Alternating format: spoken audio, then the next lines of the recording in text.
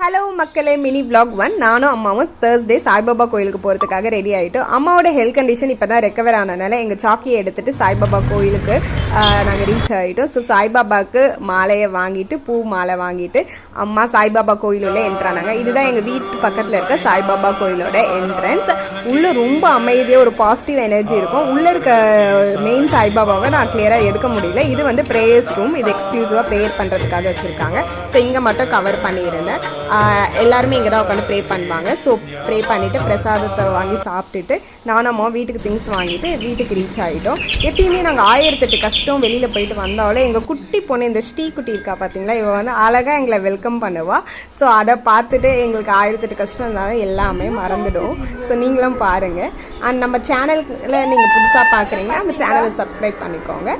So வேறு ஒரு vlogல உங்களை சந்திக்கிறேன். until then take care, bye.